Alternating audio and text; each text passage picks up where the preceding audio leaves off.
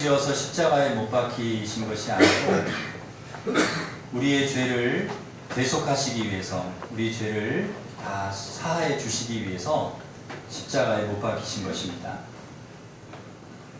그러므로 예수님께 십자가는 고통과 고난, 죽음이지만 우리에게 십자가는 은혜이고 구원이고 생명입니다.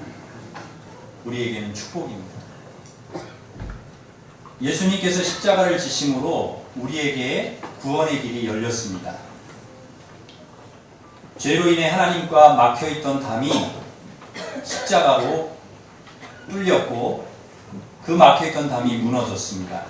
하나님과 다시 화목하게 예수님께서 그렇게 길을 열어 주셨습니다. 그러므로 우리는 십자가의 그 은혜로 담대하게 하나님께 나아갈 수 있게 되었습니다. 누구도 예외 없이 우리는 하나님 앞에 나올 수 있는 것입니다. 전에는 이 죄 때문에 하나님께 나아가기가 어려웠어요. 주님과 우리와의 관계가 이 죄로 인해서 막혀 있었지만은 예수님께서 십자가에 죽으심으로 이제는 하나님과 우리와의 관계를 다시 회복시켜 주시고 주님께 나아갈 수 있도록 길을 열어 주신 줄 믿습니다. 그러므로 모든 사람들에게 십자가는 은혜이고 축복이고 기적이고 능력입니다. 그런데 모든 사람에게 십자가가 은혜는 아닙니다. 그 의미를 알고 믿는 자들에게 은혜이지 십자가의 의미를 모르면 그것은 은혜가 아니라는 것이죠. 그래서 바울은 고린도전서 1장 18절에서 이렇게 말씀합니다. 십자가의 도가 멸망하는 자들에게는 미련한 것이요 구원을 얻는 우리에게는 하나님의 능력이라. 어떤 사람들에게 이것은 십자가는 의미가 없는 것이고요 능력이 아닙니다. 무의미한 것이고, 그러나 또 우리에게는 이것이 능력이 되고 은혜가 된다는 것이죠. 구원을 받은 우리에게 은혜이지 십자가를 모르는 사람에게는 은혜가 아닙니다. 예수님 사형을 집행한 군인들에게 십자가는 은혜가 아닙니다. 미련한 것이죠. 은혜를 모르면 은혜가 아닙니다. 그들은 예수님 십자가에 못 박고 나서 예수님의 옷을 이렇게 나눠 가졌습니다. 겉옷은 4깃으로 나눠서 하나씩 갖고 속옷은 통으로 된 것이라 제비를 뽑아서 한 사람이 가져갔습니다. 군인들의 관심은 온통 어디에 있는가? 옷에 관심이 있습니다. 십자가에는 관심이 없습니다. 어떻게 하면 내가 이 옷을 더 가질까? 이 옷을 내가 가질까에 관심이 있는 것이죠. 예수님께 얻을 수 있는 것이라고는 이 옷이 전부라고 생각하는 것입니다. 옷밖에 없다. 십자가에 달린 예수에게 우리가 얻을 수 있는 것은 이 옷이 전부라고 생각을 합니다. 그래서 열심히 옷을 나누는 것입니다. 그러나 옷은 아무것도 아닙니다. 예수님을 통해 우리가 얻을 수 있는 것은 옷가지 정도가 아닙니다. 주님이 우리에게 주실 수 있는 것은 영원한 생명, 구원, 천국, 죄사함이고, 주님께서 우리에게 주시는 것은 말할 수 없는 큰 은혜이고 축복입니다. 십자가에 가장 가까이 있었음에도 불구하고, 가장 좋은 기회를 얻었음에도 불구하고 그 십자가의 은혜, 그 십자가의 축복을 경험하지 못하는 것입니다. 참 불행한 사람들입니다. 군인들은 참 예수님과 제일 가까이 있으면서도 그 은혜를 맛보지 못하는 그런 불행한 사람들이 되었습니다. 은혜를 모르면 그럴 수 있습니다. 우리가 이렇게 교회를 나오지만 우리가 십자가의 은혜를 모르면, 하나님의 은혜를 모르면 우리도 또 동일할 수 있습니다. 똑같을 수 있다는, 군인들이 될 수 있다는 거죠. 무엇이 진정한 가치가 있는 것인지를 모르면 우리도 그럴 수 있습니다. 우리는 복에 관심이 많습니다. 실제로 우리가 그런 이야기를 많이 하죠. 예수 믿으면 복 받습니다. 예수 믿으십시오. 예수 믿어야 복 받습니다. 그런데 이 복의 의미가 무엇입니까? 여러분이 예수 믿으면 복 받습니다라고 하는 이 복의 의미가 어떤 의미로 그렇게 얘기를 하시는 것입니까?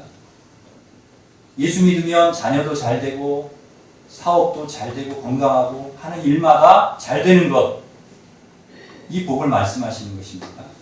물론 그것도 맞습니다. 그러나 만일에요, 우리가 예수님을 믿는데 자녀가 대학에도 떨어지고 사업도 잘 안 되고 자꾸 아프고 병에 걸리고 하는 일마다 잘 안 되면 어떻게 되는 것입니까? 그게 복의 전부라고 하면 우리가 어떻게 되는 것입니까? 예수 믿을 필요가 없지요. 믿으나 안 믿으나 똑같은데요. 그럼 우리가 예수를 믿는 이유가 무엇입니까? 무엇 때문에 우리가 복 받으니까 예수님을 믿어라 하는 이유가 무엇이냐는 거죠. 하나님이 예수 그리스도를 통해서 우리에게 주시려고 하는 정말 본질적인 복, 궁극적인 복이 무엇이냐는 거예요. 그것은 영원한 생명과 구원입니다. 이를 믿는 자마다 멸망하지 않고 영생을 얻게 하려 하시느니라. 영접하는 자, 곧 그 이름을 믿는 자들에게 하나님의 자녀가 되는 권세를 주셨으니 내게 오는 자는 결코 줄이지 아니할 터이요 나를 믿는 자는 영원히 목마르지 아니하리라. 주님께서 우리에게 주시고자 하는 것은 무엇입니까? 주님께서 우리에게 주시고자 하는 축복이 무엇입니까? 나를 믿는 자는 그 배에서 생수의 강이 흘러나오리라. 나를 따르는 자는 어둠에 다니지 않고 생명의 빛을 얻으리라. 주님께서 우리에게 주시고자 하는 생명, 주님께서 우리에게 주시고자 하는 축복, 그것이 바로 여기에 담겨 있다는 것이죠. 나를 믿는 자는 죽어도 살겠고 무릇 살아서 나를 믿는 자는 영원히 죽지 아니하리라.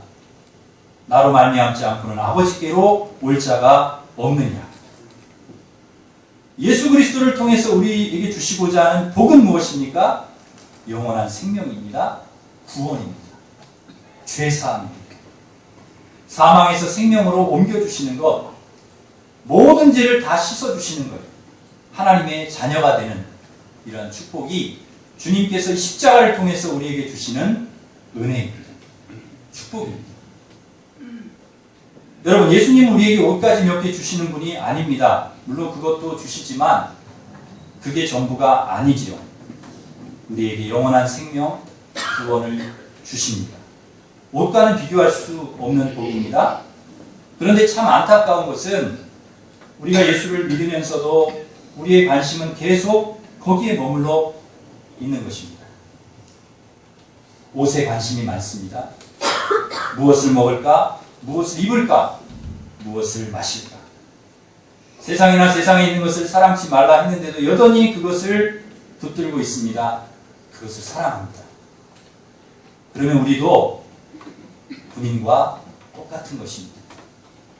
우리는 속지 말아야 합니다.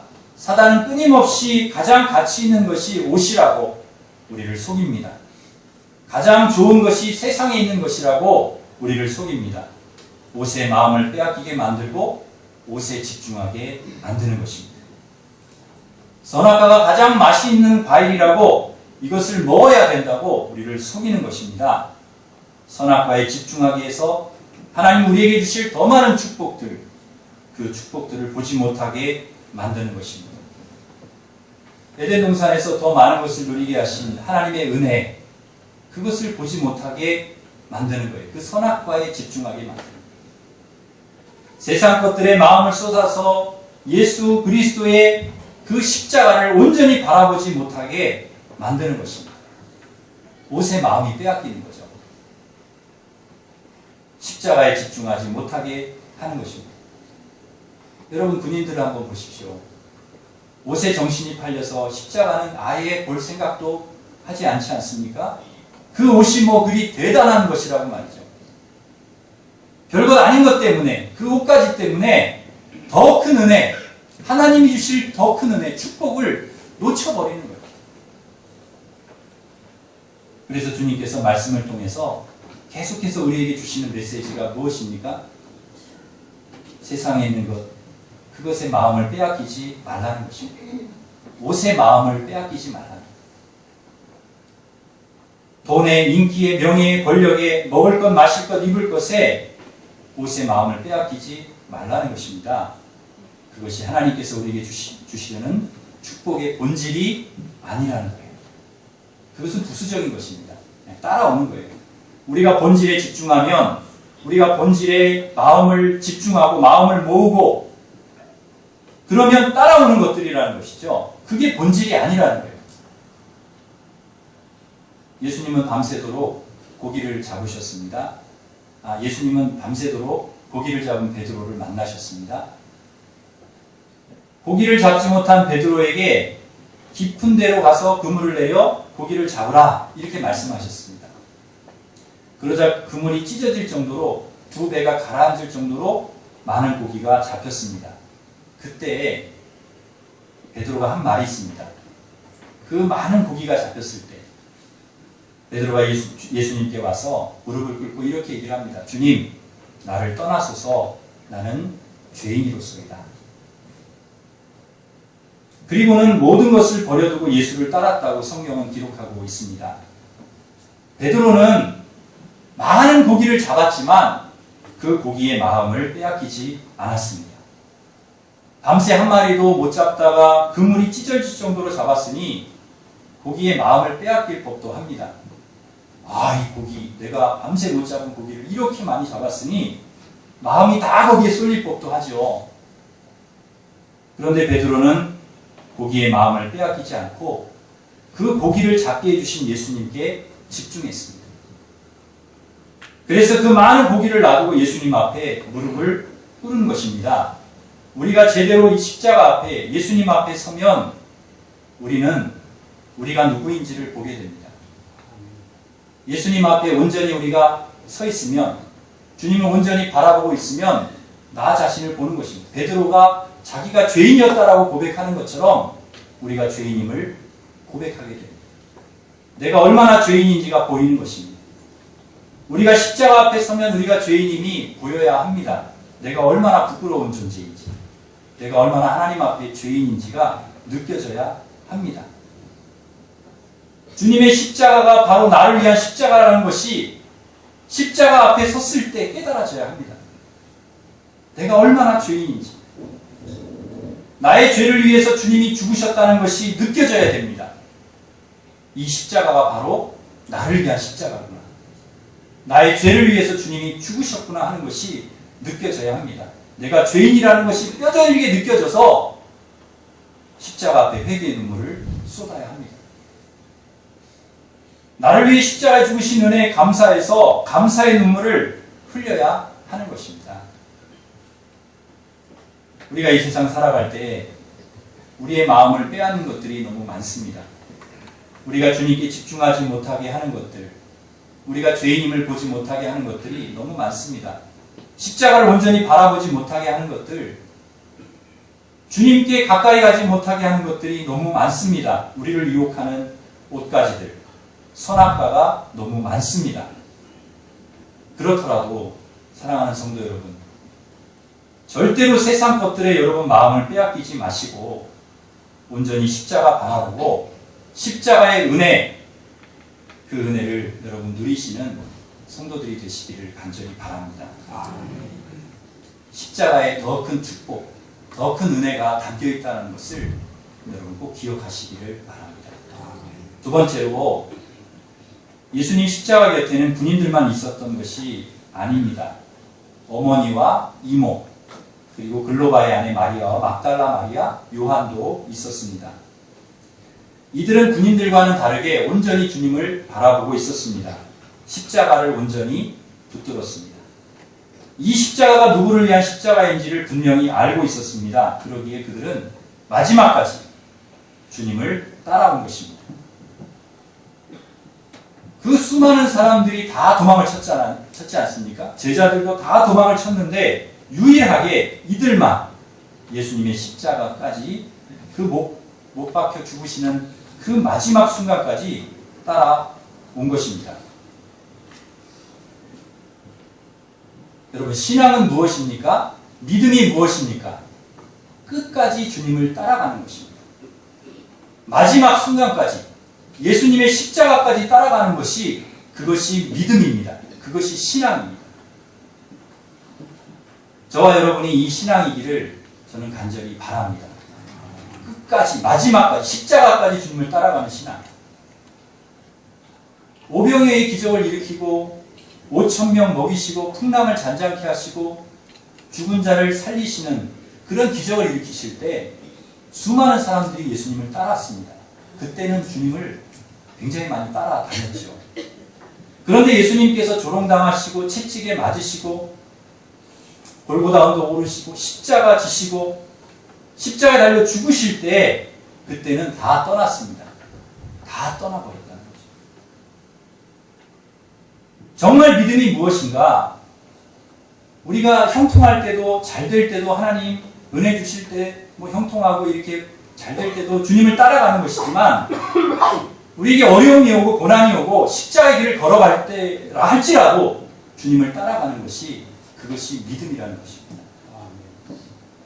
우리가 어디까지 주님을 따라가야 하겠습니까? 여러분 어디까지 주님을 따르시겠습니까? 우리는 십자가까지 주님을 따라가야 합니다. 끝까지 주님을 떠나지 않는 것입니다. 사랑하는 성도 여러분, 절대 우리가 신앙생활 하면서 이 세상 살아갈 때 중간에 어떤 일이 있어도 어떤 어려움이 와도 여러분 포기하지 말고 낙심하지 말고 끝까지 십자가 바라보고 주님 의지하고 주님을 따라가시는 믿음의 종들 되시기를 바랍니다. 그런데 그렇게 그들이 십자가까지 따라간 결과가 무엇입니까? 그렇게 따라갔어요. 십자가 곁에까지 따라간 결과. 물론 예수님의 죽음을 목격하는 큰 슬픔을 그들이 겪었지만 그러나 조금 후에 가장 큰 기쁨 그들이 맛보았습니다. 예수님 부활의 첫 목격자들이 되었다는 것입니다. 이 바로 십자가의 현장, 십자가 마지막 주님께서 죽으시는 십자가 현장에 따라왔던 그 사람들이 부활의 목격자가 되었다는 첫 목격자가 되었다. 십자가까지 따라가면 부활을 경험하게 됩니다. 절망의 순간에도 끝까지 주님을 따라가면 십자가를 바라보면 큰 기쁨과 소망을 주님께서 우리에게 허락해 주십니다. 죽음에서 부활을 맛보게 되는 것입니다. 죽음이 끝이 아닌 것이죠. 절망의 끝이 아닙니다. 슬픔이 끝이 아닙니다. 십자가가 끝이 아닙니다. 반드시 부활의 영광이 우리에게 있는 것이죠. 끝까지 주님을 따라가는 자에게, 십자가까지 따라가는 자에게, 십자가를 짊어지고 주님을 따라가는 사람에게 이러한 위로가 있고 소망이 있고 치유와 회복이 있는 것입니다. 하늘 소망이 있고 구원과 영생이 그 사람에게 있는 줄 믿습니다. 비록 우리가 이 땅에서의 삶이 끝나더라도 우리에게 죽음이 온다 할지라도 우리에게 영생의 기쁨과 구원의 소망을 주님께서 반드시 십자가까지 따라오는 하나님 자녀들에게 허락해 주실 줄 믿습니다. 우리는 절대 낙심하고 좌절해서는 안 됩니다. 포기해서도 안 됩니다. 끝까지 주님을 따라가는 것. 이것이 십자가의 믿음이고 은혜입니다.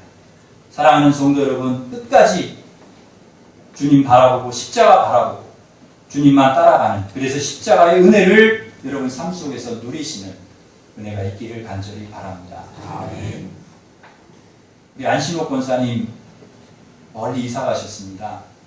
그동안에 우리 교회에 잘 나오셨는데 이사 가신 지 꽤 되셨죠. 멀리 이사 가신 우리 권사님께서 저한테 전화를 자주 하십니다. 목사님 잘 계시지요? 사모님도 잘 계시지요? 성도님들도 잘 계시지요? 항상 먼저 그 세 가지를 물어보세요. 아이고 저도 잘 있습니다. 사모도 잘 있고요. 우리 성도님들도 잘 계십니다. 목사님, 저는 일심교회를 잊지 못합니다. 일심교회가 너무 가고 싶습니다. 그런데 못 갑니다.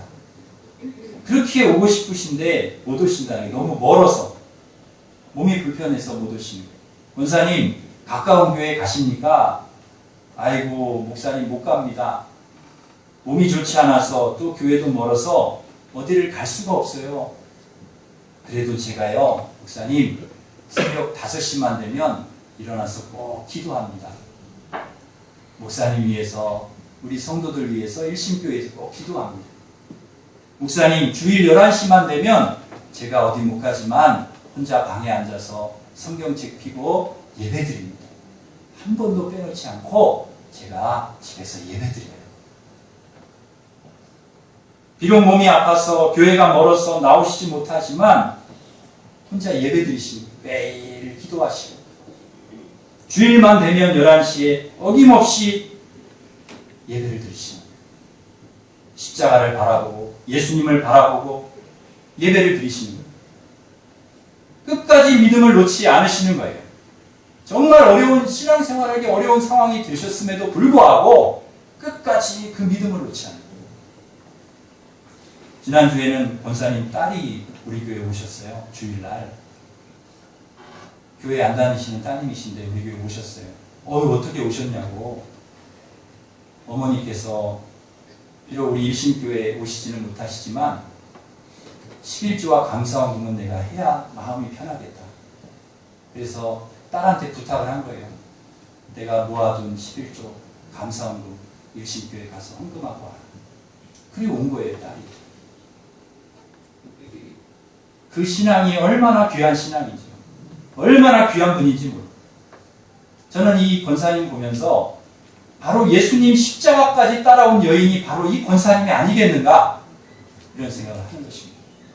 어려운 가운데서도 끝까지 기도하고, 끝까지 예배드리고, 끝까지 헌금하고, 끝까지 신앙을 지키는 이 신앙이 바로 십자가 신앙인 줄 믿습니다. 저는 우리 어르신들 아프지 마시고 건강하게 오래오래 사셨으면 좋겠습니다. 그리고 교회 이렇게 늘 아프지 마시고 교회 오셨으면 좋겠어요. 물론 우리가 세상 떠나면 천국 가니 감사하지만 그래도 여러분 오래오래 같이 사셨으면 참 좋겠습니다.